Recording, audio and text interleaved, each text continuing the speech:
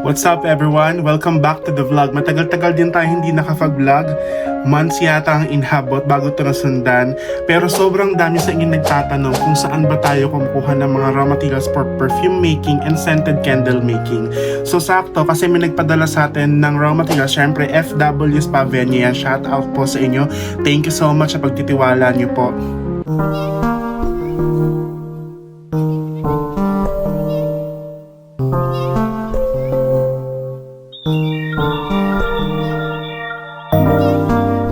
Meron na tayo steering rod finally, guys.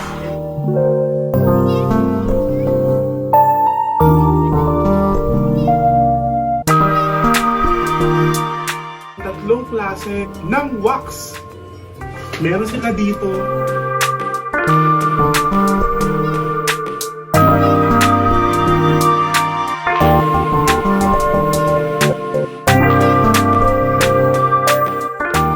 Okay, yan. Tara. Daling araw ngayon ng November 1. Undas ngayon, guys. Ayan o, alauna, November 1. So, sakto tong gagawin natin kasi nga undas. I know na baka hindi nyo naman pakinabangan to o magamit to ngayong undas kasi nga kailangan nating i-age yung product and all. Pero, mapapakinabangan nyo to for future reference. Let's say, gusto mong mag-business or gusto mong gumawa nito in the future para sa undas next year, di ba? So gagawa tayo ng scented candle. Nakagawa na tayo nito dati pero gagawa ulit tayo for the purpose na ma-unbox natin yung product na pinadala sa atin and also mapakita sa mga new subscribers natin kung paano nga ba siya ginagawa. So guys, ito yung box na pinadala sa atin ng FW Spa. Nabuksan na natin yan. Tingnan lang natin yung laman kasi nga matagal na to. I think a month ago pa siya napadala. So ngayon ko lang ulit makikita to. I think ito yung mga fragrance oil. So may dalawang klase ng fragrance oil silang pinadala dito. Ang dami ding mga candle jars. Ayan o, ang dami guys. Oh, meron pang colorant guys. Colorant. Ito kay candle jars. Ang dami guys oh.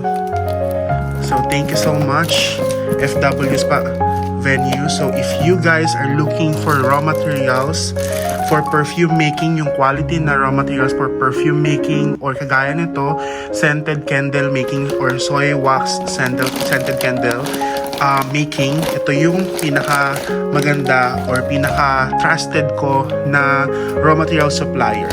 Marami pa sila, meron pa silang mga beauty products, raw materials. Madami, mga packaging din. So ito soy wax, 2 kilo yung pinadala nila guys. Ano tong isa? Pearl wax. Medyo hindi ako familiar dito pero parang nakita ko sa page nila. Pwede na siyang gamitin directly. Lalagay mo lang siya sa jar tapos lalagyan mo ng colorant. Ito. Tapos lalagyan mo ng wick and all, sisindihan mo, pwede mo na siyang gamitin directly. So far, ito yung pinadala nila. Thank you so much again, FW Spa. Dag ko lang, ito yung mga fragrance oil na pinadala nila. Lavender Scento 100 ml. Imagine mo 300 pesos lang oh. Alam mo ba, mataas to pag sa ibang brand or ibang mo sila kinuha, ibang supplier mo kinuha. Itong vanilla nila 250 lang for 100 ml na rin guys. And huwag kayong mag-alala kung sa malayo kayo, kung taga-probinsya kayo, kasi meron silang Shopee account. Ilalagay ko na lang sa description below kung saan kayo pwede mag-order. Ano nga ba yung mga pwede nating gamitin na jars or vessel para sa scented candle natin? So, pinakita ko sa inyo kanina yung pinadala ng FW Spa Venue, diba? Bukod doon, pwede rin nating i-recycle yung mga nagamit na natin dyan sa bahay, diba? So, gagawin lang natin, lilinisin natin yung mga yan, tapos pwede nating i-reuse, pwede nating i-pour dyan yung gagawin nating candle mamaya. Baka may magtanong lang kung ano ba yung mga jars na pwedeng gamitin. Hindi pwedeng basta-basta jars lang ang gamitin natin. Kasi baka hindi kaya mag-resist nung gagamitin mong glass, sumabog yung candle mo. So, if you are to build your own business and naghahanap ka ng supplier, you have to ask kung pwede ba sa scented candle yung candle jar na binibenta nila. So, I suggest you contact FW Spa Venue. Since we're done with the raw materials na kailangan natin to make this 100% soy wax scented candle, which is yun nga yung fragrance oil at saka yung soy wax na gagamitin natin from FW Spa Venue. Ito naman yung mga kailangan mo or yung essential para makagawa ka nitong product na ito. So, first dyan, syempre, yung pagtutunawan natin ng ating wax. Kailangan natin ng electric stove or pwede rin naman yung ginagamit natin sa kitchen, yung regular na kalan na ginagamit natin sa kitchen or yung range hood ba yung tawag doon. Basta yun na yun. So before, doon sa previous video ko, gumamit ako doon ng electric stove. Kaso lang nawala na yung electric stove, parang naipamigay ko yata siya. So mamaya gagamit tayo nung kitchen stove, pero gagamit tayo ng double boiler technique. So una natin kailangan is itong ating melting pot. Meron talagang specific na melting pot for candle making, pero ito, kung alam nyo to, pitchel to na stainless, nabili ko lang sa palengke, I think mga 100 or 150 pesos lang ito, pero kasi yung melting pot talaga is nasa 500 plus siya, so expensive, kaya bumili na lang ako nito. Tapos for the stirrer, ito kung alam nyo sa milk tea, ito stainless din to, yan, so mga 50 pesos lang to. Siyempre, hindi tayo makakagawa ng candle kung wala tayong wick. So, ito is from FW Spa din. Meron pa akong iba't iba dito, guys. Meron dito yung hindi pa siya na wax. Ito kasi is wax wick na siya. So, ito yung mas prepare ko. And kailangan din natin siyempre ng pandikit para sa ating wick at saka dun sa bottle. So, yan. Papakita ko sa inyo mamaya or yung yung jar natin, yung candle jar natin. So, sunod dyan, syempre kailangan natin ng candle jar. Pinakita ko na sa inyo kanina yung candle jar. And of course, kanina pa nakikita ito naman yung candle wick holder. Para pag tinor natin yung wax natin with the fragrance oil sa ating mga candle jar, I mean something na mag-hold doon sa ating wick para hindi siya tumabingi or para pantay, ma-make sure na pantay yung wick natin. Now, if you do not have that, don't worry kasi meron naman tayong pwedeng gamitin. Ito, gumawa ako nito dati. Nung wala pa ako nitong mga stainless bow tie wick holder na ito yung ginagamit ko. Stick lang to, na nilagyan ko ng dyan, ng laste para mag-hold nung wick. So yan, something that you can use. So we also need this temperature something ba to? Basta yung pang measure ng temperature kasi nga merong specific na temperature kung kailan mo pwedeng patayin na yung apoy at saka kung kailan mo dapat i-pour yung iyong what they call this, yung oil fragrance doon sa ating wax. Tapos kailangan din natin ng heater. Ito namang heater, ginagamit naman ito para maging smooth yung ibabaw ng ating wax. Tapos meron din tayo ditong sticker para precaution siya. Kung i-business mo siya, ilalagay ito sa ilalim ng jar. Yan. Tapos kailangan natin ng label. Siyempre, do not forget your label kung gagawa ka ng iba't ibang klase ng scent ng soy wax candle. Siyempre, para malaman mo whether vanilla ba siya, whether lavender ba siya or what not. So, yun lang naman ang mga kailangan natin, guys. Simulan na natin ang paggawa. Guys, ito na yung mga recycled jars natin. Malinis na yan, sanitized na with alcohol. Ito naman yung mga bagong bigay sa atin ng FW Spa Venue. Ang gaganda, diba? Na-sanitize na rin natin yan with alcohol.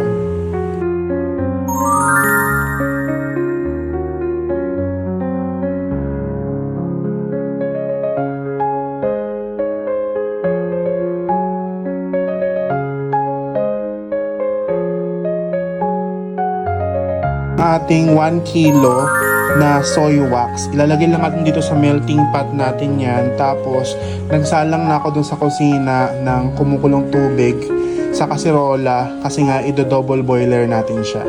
Saktong-sakto to sa 1 kilo. Punong-puno yung ating melting pot. Punta lang tayo dito sa aming back kitchen dahil dito na tayo magsasalang.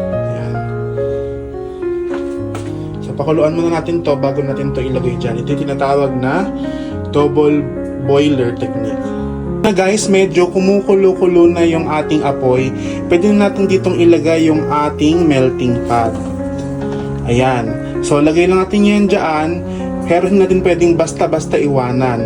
Kapag ka ito ay nag-reach na, natunaw na yung wax natin dyan, at na-reach niya na yung 85 degrees Celsius, huwag nyo kakalimutan, pag na-reach niya na yung 85 degrees Celsius, kailangan na natin siyang hanguin. Hanggang dun lang yung init na kaya niyang i-take. Now, pabababain natin yung temperature nun. Pag bumaba na yung temperature nun at na-reach niya na yung 70 degrees Celsius, tsaka pa lang natin pwedeng ilagay yung ating fragrance oil.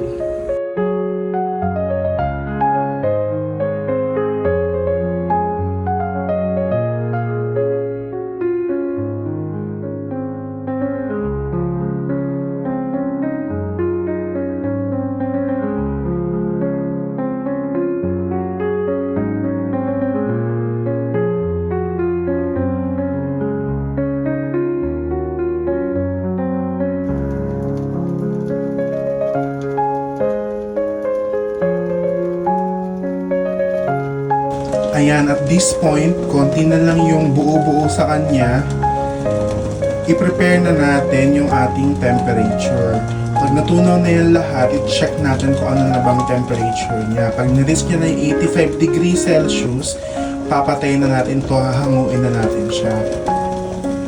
And guys, pagkatapos nating ilagay yung ating wick kanina, nilagay ko na rin yung mga wick holder para pag salin na lang talaga ng salin. Ayan na guys, na-reach niya na yung 80 degree. Pwede na to, sabi ko kanina 85 degree, diba? So 80, 85, pwede na yan. Pwede na natin hanguin to. Since tunaw naman na yung ating wax, pinatay ko na yung apoy, okay? So pwede na natin tong hanguin. So ito na yung ating closer look ng ating melted wax. Mainit na mainit pa yan. Around 80-85 degrees Celsius pa ito. So dalhin lang natin dito sa ating working station. So wag niyong kakalimutan na ilapag siya sa hindi mapapasok kung ano man yung table na ginagamit niyo. So hintayin lang natin bumaba yung kanyang temperature into 70 degrees, 65 degrees Celsius bago natin ilagay yung ating fragrance oil. Pagkalagay ng fragrance oil natin, kailangan din natin silang agad maisalin sa ating mga vessel para syempre hindi tumigas. Yeah, minamonitor natin, nilagay lang natin yung ating temperature dyan or thermometer ba yung tawag dyan para ma-make sure na ma-maintain natin or makita natin na talagang bumababa yung temperature from 85, 80 to 70 or 65 degree. So of course, kailangan nating malaman kung ilang percentage ba ng fragrance oil ang kailangan nating ilagay sa paggawa nitong ating scented candle. Ang recommended po is at least 10% po ng actual mixture natin. So let's say, di ba gumawa tayo kanina, kumuha tayo ng 1 kilo ng wax. So kailangan ang 10% ng 1 kilo or ng 1,000 grams or 1,000 ml ay 100 ml. So we need at least 100 ml na ilagay natin doon sa ating tinunaw na wax kanina. So since ito nga ay 100 ml na, hindi na natin kailangan pang mag-measure or mag-weighing scale. Saktuhan na siya. Pagbaba ng temperature ng ating wax, ibubuhos na lang natin siya. Pipili na lang tayo whether vanilla or lavender. Magtatalo na lang to. Let's say halimbawa 500 ml lang ang gagawin mo. So, syempre, i-measure mo into half. Half lang nito 100 ml or depende sa'yo. Let's say 10 ml lang kailangan mo dahil 100 ml lang ang ginawa mo. You will have to use a weighing scale or graduated cylinder to measure kung how much ba. Ayan, bumaba na ang temperature ng ating wax into 70 degrees Celsius. Pwede na nating ilagay ang ating fragrance oil. So, lavender na pili natin na fragrance oil, 100 ml yan. Ilalagay natin dito sa ating tinunaw na 1 kilo na soy wax. So, paglagay mo nito, dadahan-dahanin mo to ng halo para maiwasan mo yung pagbuo ng bubbles. Or para maiwasan yung pagkakaroon ng air pocket ng ating wax. Yan. Ang bango guys. Kunin lang natin ang ating stirrer. Then i-mix natin siya ng dahan-dahan. Nakita mo yan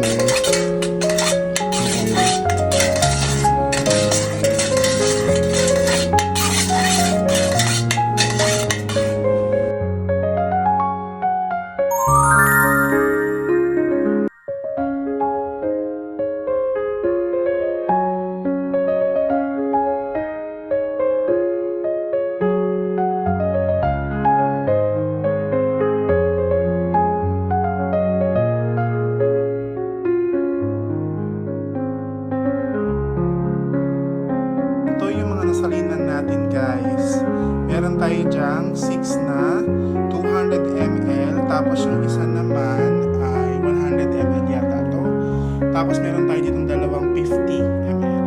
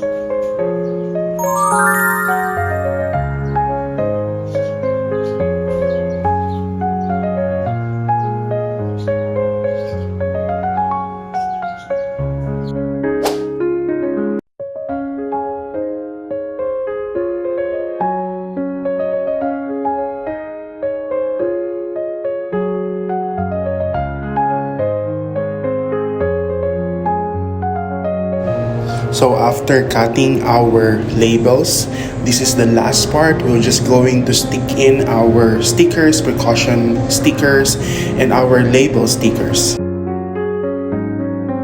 After affixing your label stickers, make sure na kumuha ka ng magandang picture nito kung ibebenta mo ito for marketing purposes. That is actually it guys. Thank you so much if you reached this part of our video. This is our actual product. Ayan, ang ganda na pagkaka-picture natin dyan. Thank you so much for watching. See you on our next vlog.